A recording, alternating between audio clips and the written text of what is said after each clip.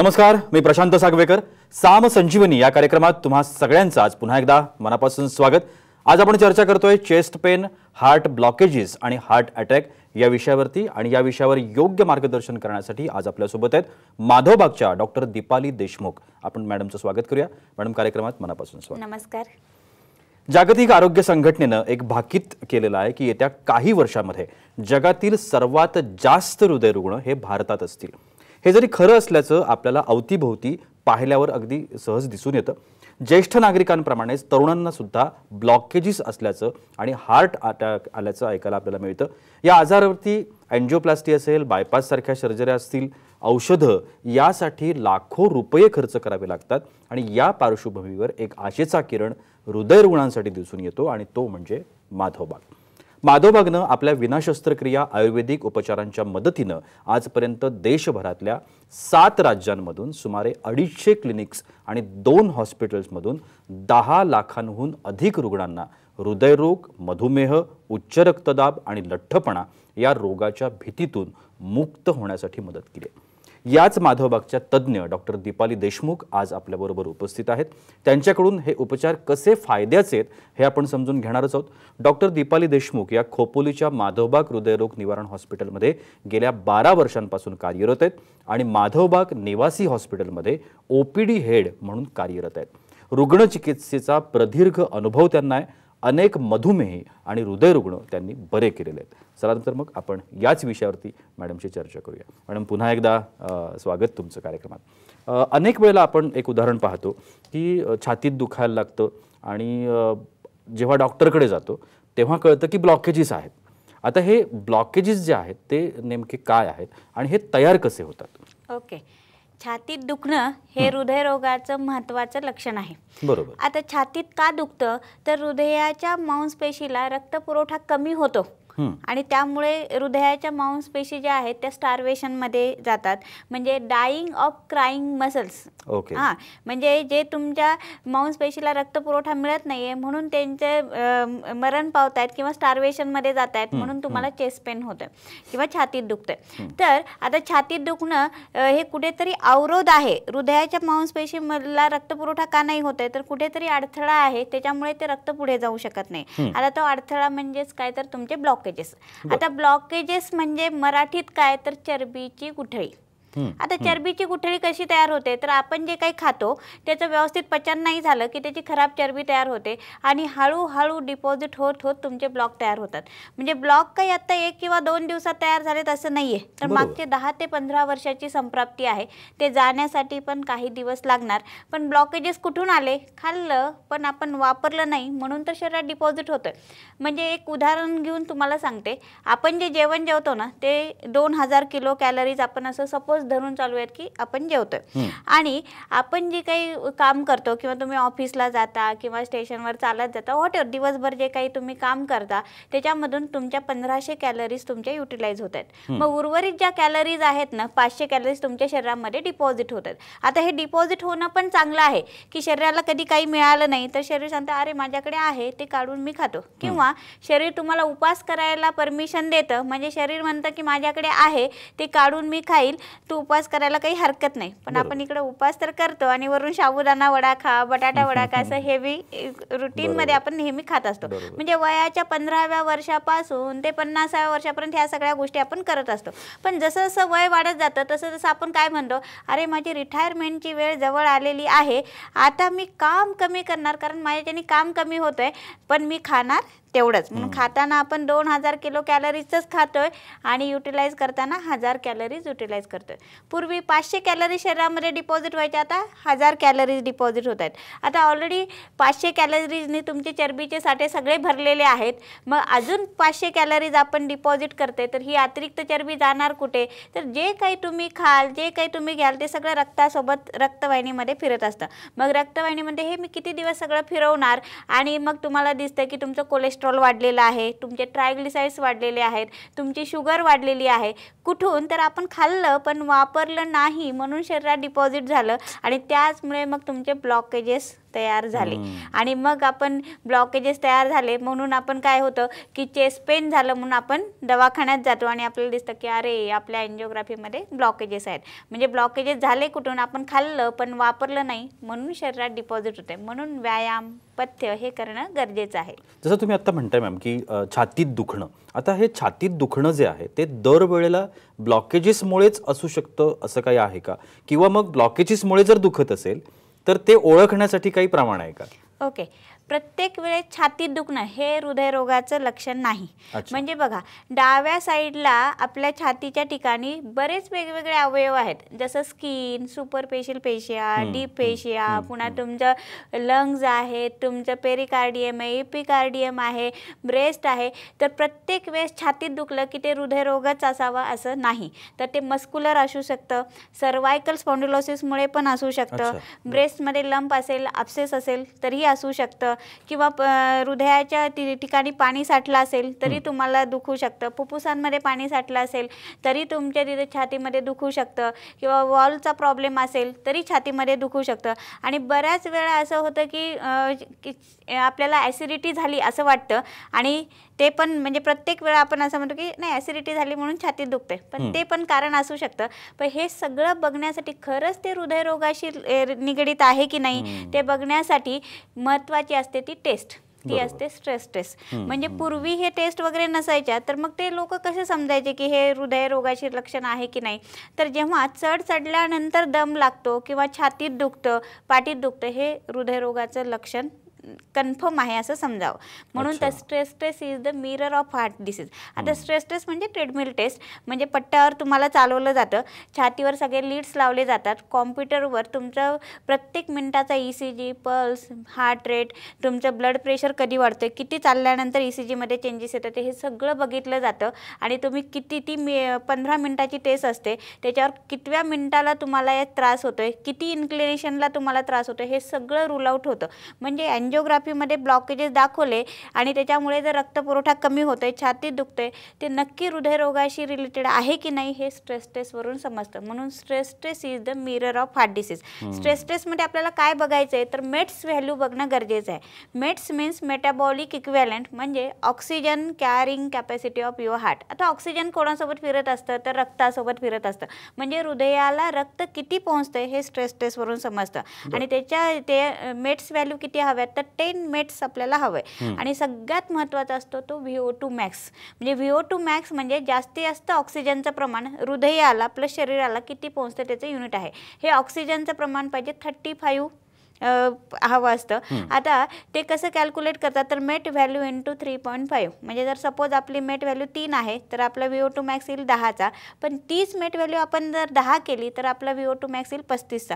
म्हणून VO2 max is a single predictor for quantity of life. म्हणून आपल्याला VO2 max improve करून ठेवणं खूप गरजेचं आहे. निश्चित माधवबागच्या माध्यमातून अनेक रुग्णांनी, म्हणजे जसं मी आत्ता आपण म्हटलं की लाखो रुग्णांनी उपचार घेतले आणि या हृदय रोगापासून त्यांनी स्वतःची सुटका करून घेतली आणि आता ते आपलं जीवन जे आहे ते अगदी व्यवस्थित जगत आहेत. अशीच एक प्रतिक्रिया आत्ता आपण ऐकणार आहोत की कशा पद्धतीनं माधवबागमध्ये हे उपचार होतात आणि कशा पद्धतीनं ही सगळी माणसं त्रासातून मुक्त होतात. ऐकूया. नमस्कार, ओम साईराम. मी संजय खलाणे, मी धुळ्याहून आलो आहे. वय वर्ष 56. एप्रिल महिन्यामध्ये मला त्रास व्हायला लागला म्हणून मी दवाखान्यात गेलो. दवाखान्यात गेल्यानंतर मला त्या ठिकाणी डॉक्टर सांगितले की तुम्हाला हार्टचा प्रॉब्लेम आहे आणि मग त्यांनी एन्जिओग्राफी करायला सांगितलं मला. एन्जिओग्राफीमध्ये मला 8 ब्लॉकेज निघाले आणि बायपासचा सल्ला त्याने मला दिला. पण मग मी विचार केला की बायपास करणं चुकीचं आहे, कारण त्याच्यापासून अनेक दुष्परिणाम होऊ शकतात. मग मी आता ठरवलं की आपण काहीतरी आयुर्वेदिक चिकित्सा करूया आणि त्या अनुषंगाने मी सर्च करायला लागलो आणि त्याच्यामध्ये मला माधवबागबद्दलची माहिती मिळाली आणि त्यामध्ये मला कळलं की माधवबागमध्ये हृदयाचं संपूर्ण शुद्धीकरण केलं जातं. आणि म्हणून मग मी संपर्क साधला आणि 2 तारखेला या ठिकाणी मी माधवबागला आलो. इथं आल्यानंतर इथल्या सगळ्या परिसरामध्ये मला इतका आनंद मिळाला की क्षणभर असं वाटलं की मला खरोखर काही त्रासच नाही आहे. इथं अनेक प्रकारच्या टेस्ट केल्या गेल्या. त्याच्यामध्ये एक वॉकिंगची टेस्ट केली गेली. वॉकिंगच्या टेस्टमध्ये मी सुरुवातीला 8च मिनटं चाललो. माझ्या हृदयाची कार्यक्षमता ही 15च होती आणि आज डिस्चार्ज माझा होत आहे. मी पुन्हा आज वॉकिंग टेस्ट केली तर त्याच्यामध्ये मी जवळजवळ 12 मिनटं चाललो आणि माझ्या हृदयाची जी कार्यक्षमता ती 22 झाली. म्हणजे मला त्याच्यात खूप फरक जाणवला. सुरुवातीला मला दम लागायचा, आज तो माझा दम लागण्याचं प्रमाण कमी झालेलं आहे. आणि निसर्गरम्य असं हे वातावरण, एक वेगळ्या प्रकारचा माहोल या ठिकाणी मी अनुभवलं आणि मला का अतिशय आज बरं वाटत आहे. सुरुवातीला माझ्या जेवणाचं अतिशय म्हणजे काही खात होतो मी, पण इथं आल्यानंतर मला कळलं की आपण काही खाणं चुकीचं होतं. मग या ठिकाणी इथल्या रेस्टॉरंटमध्ये इथं जे आहे माधवबागचं, तर त्या ठिकाणी जे जेवण मला मिळायचं ते कमी कॅलरीचं, म्हणजे डाएटचं जेवण मला मिळायचं.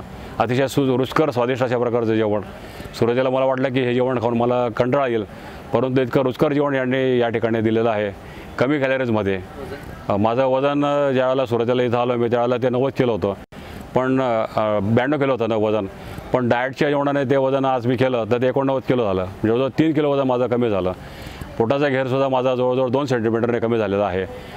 इथल्या स्टाफबद्दल बोलायचं तर काय खरं म्हणजे इथलं स्टाफच नाही आहे, हे सगळे सेवेकरी आहेत असं मला वाटलं.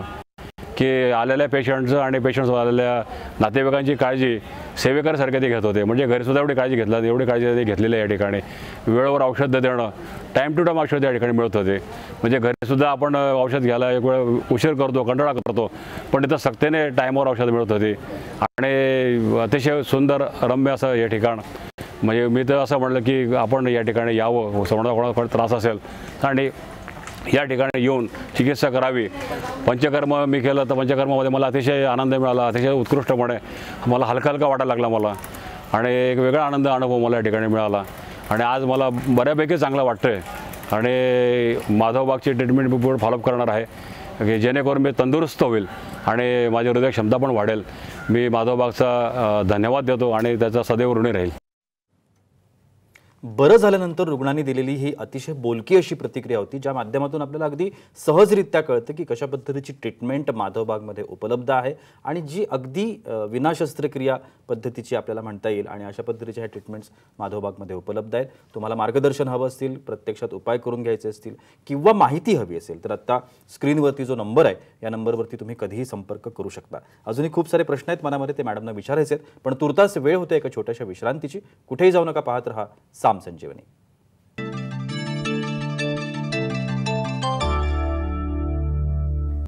विश्रांतीनंतर तुम्हा सगळ्यांचं पुन्हा एकदा मनापासून स्वागत.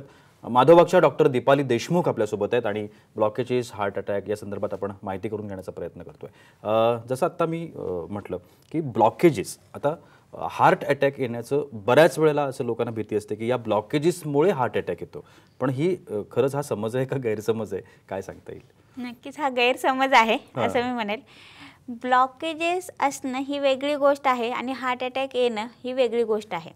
ब्लॉकेजेस जसं मी तुम्हाला आत्ता सांगितलं की चरबीची गुठळी आहे आणि ब्लॉकेजेस काही आता 1 किंवा 2 दिवसात तयार झाले नाही आहे, तर मागची 10 ते 15 वर्षाची संप्राप्ती आहे. आता ब्लॉकेजेसमुळे काय होतं की जसा पाहिजे तसा रक्तपुरवठा हृदयाला होत नाही, म्हणजे आपण म्हणूयात इश्केमिया. आणि ह्या इश्केमिया जसं तुमचं डायबिटीज, ब्लड प्रेशर, ओबेसिटी, पुन्हा तुमचं कोलेस्ट्रॉल वाढलेलं आहे, हे सगळे रिस्क फॅक्टर आहेत. तसंच ब्लॉकेजेस एक रिस्क फॅक्टर आहेत हार्ट अटॅक येण्यासाठी. मग हार्ट अटॅक कधी येतो आणि काय येतो? तर हार्ट अटॅक हा हृदयाच्या रक्तवाहिनीत रक्ताची गुठळी अडकली, ज्याला आपण थ्रोम्बोस प्लाक म्हणतो, तो अडकला आणि त्याने totally blood supply cut off केला. 6 तासापर्यंत हृदयाच्या मांसपेशीला रक्तच मिळालं नाही, त्या पेशी मरण पावणे किंवा स्टार्वेशनमध्ये जाणे म्हणजे तुमचा हार्ट अटॅक. आता हार्ट अटॅक कधीही केव्हाही कोणालाही कुठेही येऊ शकतो. आता मी बोलते मला पण हार्ट अटॅक येऊ शकतो, म्हणजे हार्ट अटॅक हा आपण कधी टाळू शकत नाही. हार्ट अटॅक हा युनिव्हर्सिटीने घेतलेल्या एक्झाम सारखी गोष्ट आहे. युनिव्हर्सिटी एक्झाम घेणारच जर आपल्या स्टुडंट्सला पास व्हायचं असेल तर अभ्यास करणं महत्त्वाचं आहे. तर आपल्या हृदयासाठी आपल्याला पास व्हायचं असेल तर त्याचा अभ्यास करणं गरजेचं आहे. तर अभ्यास कशाचा करायचा आहे तर व्यायामाचा करणं गरजेचं आहे. व्यायाम करून आपण शरीराची आणि हृदयाची जर ताकद वाढवून ठेवली आणि कोलॅटरल फॉर्मेशन करून ठेवले तर इथे रक्ताची गुठळी जरी अडकली तरी बाजूबाजूने तुमच्या हृदयाच्या मांसपेशीला रक्तपुरवठा व्यवस्थित मिळाला तर हार्ट अटॅक आलेला सुद्धा समजत नाही. म्हणजे बऱ्याच वेळा आपण ऐकतो ना हार्ट अटॅक आला पण समजून नाही आलं, पण मी दवाखान्यात गेल्यानंतर समजलं की हार्ट अटॅक येऊन गेलेला आहे. म्हणजेच काय तर आपण तेवढं हृदय सक्षम केलेलं आहे, त्याच्यामुळे तुम्हाला ते समजलेलं नाहीये. त्याच्यामुळे हार्ट अटॅक आणि ब्लॉकेजेस ह्या दोन्ही वेगवेगळ्या गोष्टी आहेत. ब्लॉकेजेस हे चरबीच्या गुठळी आहे आणि हार्ट अटॅक अटॅक हा रक्ताच्या गुठळीमुळे येतो. रक्ताची गुठळी 1 सेकंद 2 सेकंद किंवा जास्तीत जास्त 3 सेकंदामध्ये तयार होते. ते विरघळण्यासाठी तुम्हाला किंवा त्याला थ्रोम्बोलायझस करणं गरजेचं आहे. ही इमर्जन्सी ट्रीटमेंट आहे, ती केली तर नक्कीच आपण त्याच्यामधून सेव्ह होऊ शकतो. नक्की मॅडम, अनेक वेळेला असं होतं ना की अनेक आजारांच्या बाबतीमध्ये, अनेक रोगांच्या बाबतीमध्ये आपण असं म्हणतो की काही लक्षणं दिसतात किंवा काही सिम्पटम्स आधी कळतात की बाबा आता हा बहुतेक हा आजार आपल्याला होणार. हार्ट अटॅकच्या बाबतीमध्ये असे काही सिम्पटम्स किंवा अगोदर पूर्वसूचना आपण म्हणतो शरीराची, तर असं काही होतं का? शरीर नेहमी तुम्हाला सगळ्या म्हणजे कुठल्याही रोगासाठी आधी पूर्वसूचना देत असतं, पण आपण ते निग्लेक्ट करतो. म्हणजे बरं की आपण पूर्वी मी 4 जिने चढले तरी मला काही त्रास होत नव्हता, पण आता मी 2 जिने चढले तरी मला त्रास होतोय. इट इज इंडिकेशन की ते की आता आपल्याला काहीतरी त्रास होतोय हे आपण समजून जावं. म्हणजे पूर्वी बऱ्याच वेळा आपल्याला कितीही काम केलं किंवा खूप शॉपिंग केली, सगळ्या गोष्टी केल्या तरी पण काही थकायला होत नव्हतं, पण आता मला खूप थोडं जरी काम केलं की थकायला होतं. ही जी लिथार्जी आहे किंवा कोणीतरी मला पाण्याचा ग्लास इथे बसून दिला तरी चालेल, फार आनंद होईल, हे जे काही लक्षणं आहेत ही सगळी पूर्वसूचना आहेत की आपल्याला हृदयाचा त्रास होण्याचे होऊ चान्सेस आहेत. आणि सगळ्यात अजून महत्त्वाचं की छातीमध्ये दुखणे, गॅसेस झाल्यासारखं वाटणं, ॲसिडिटी वाटणे किंवा आपल्याला बऱ्याच वेळा माहिती असतं की डाव्या साईडला छातीत दुखणे, पाठीत दुखणे किंवा डाव्या साईडला हातात दुखणे हे हृदयरोगाची लक्षणं आहेत. पण मी म्हणेल की उजव्या साईडला छातीत, पाठीत, उजवा हात दुखणे हे पण हृदयरोगाचं लक्षण आहे. दात दुखणे, असं जबड्याला आवळल्यासारखं होणे, त्याला आपण जॉ पेन म्हणूयात, किंवा चक्कर येणे फक्त, किंवा धडधड होणे किंवा डोकं जड वाटणे किंवा रात्री झोप न लागणे, खूप अतिशय प्रमाणाच्या बाहेर चिडचिड होणे हे पण हृदयरोगाचं लक्षण आहे. त्याच्यामुळे चिडचिड जर जास्त प्रमाणात वाढली असेल, स्ट्रेस वाढत आहे, पुन्हा तुमचं वजन अचानक वाढत आहे, दम लागतो आहे आणि स्पेसिफिक जिने चढल्यानंतर दम लागतोय. बऱ्याच वेळा जे आपले शेतकरी लोक आहेत ते म्हणतात की मॅडम मला कधी त्रासच झाला नाही, पण मी जेव्हा विचारते तेव्हा म्हणतात की मी असं वाकून काम केल्यानंतर मला छातीत दुखतंय. हे पण हृदयरोगाचं लक्षण आहे. म्हणजे बरेच 1.5-2 महिन्यापासून हृदय तुम्हाला सांगत असतं अरे मला माझं खाद्य द्या, मी काम करायला तयार आहे, पण ते आपण देत नसल्यामुळे मग ह्या सगळे आपल्याला हार्ट अटॅक, ब्लॉकेजेस हे सगळं दिसून येतं. नक्की मॅडम, माधवबागमध्ये आता तुम्ही जे म्हणता की ब्लॉकेजेस, आता ह्या ब्लॉकेजेसवरती ठोस उपाय काय किंवा ठाम उपाय कशा पद्धतीचे उपलब्ध आहेत आणि काय केलं जातं? आपल्याकडे हेच सगळे पेशंट येतात की ज्यांना ब्लॉकेजेस आहेत आणि ज्यांना बायपास सर्जरी, प्लास्टी किंवा हार्ट ट्रान्सप्लांट वगैरे बऱ्याच गोष्टी सांगितलेल्या आहेत. तर त्याच्यामध्ये महत्त्वाचं काय तर ब्लॉकेजेसचा मराठीत अर्थ काय तर अडथळा. कशाला अडथळा करते तर रक्त पुढे जाण्यासाठी अडथळा करते आणि रक्त पुढे जात नाही आहे म्हणून हृदयाला त्रास होतो आहे. तर बाय हुक ऑर क्रूक तिथं रक्त पोहोचणं गरजेचं आहे.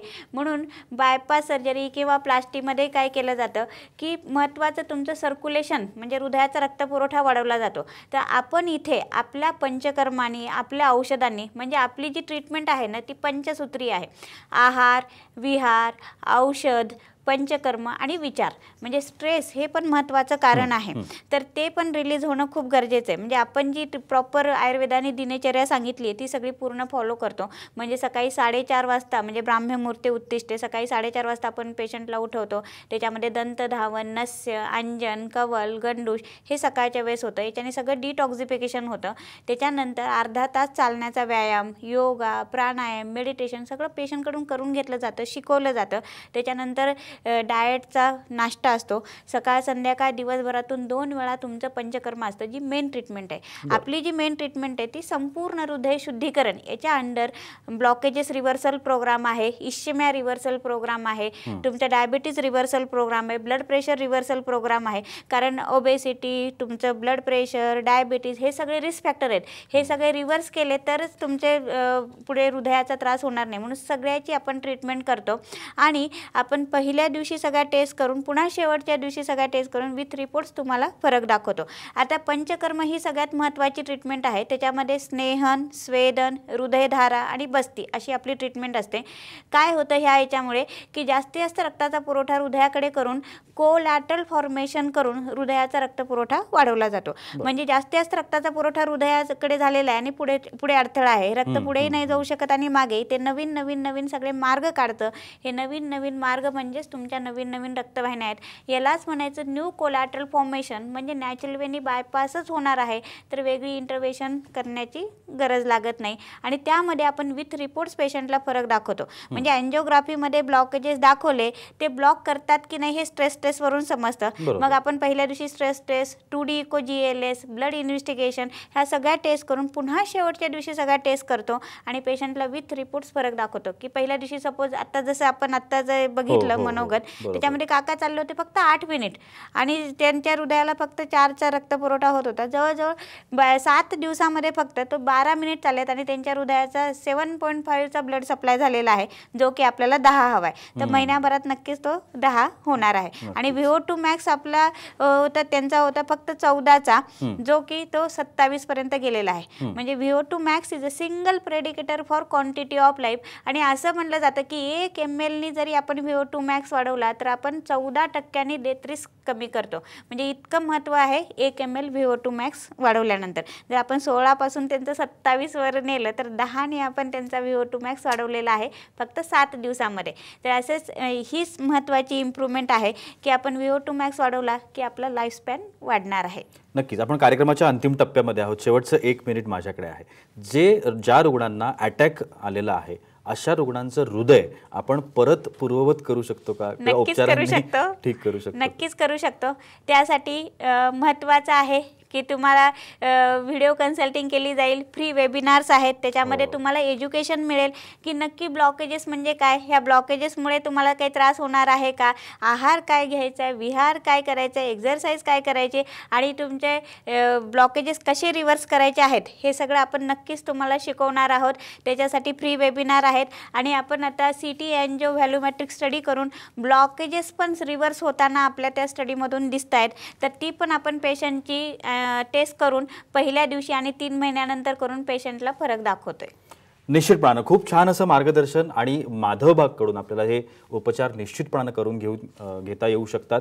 त्याकरता ऑनलाईन पद्धतीनं तुम्ही जाऊ शकता किंवा कन्सल्टेशन्स मिळू शकता, कार्यशाळा असतात, सेमिनार्स असतात, शिबिरं असतात, हे तुम्ही अटेंड करू शकता आणि योग्य उपचार काय आहेत ते जाणून घेऊ शकता. आणि त्या पद्धतीनं ते उपचार सगळेच माधवबागमध्ये उपलब्ध आहेत. TV स्क्रीनवरती आता जो नंबर सुरू आहे त्यावरती तुम्ही कधीही संपर्क करू शकता. मॅडम, तुम्ही आजच्या कार्यक्रमात आलात आणि एवढी छान माहिती आमच्या प्रेक्षकांना दिली त्यासाठी अगदी मनापासून आभार. धन्यवाद. आणि याबरोबरच वेळ होते इथेच थांबण्याची. कुठेही जाऊ नका, पाहत रहा साम TV.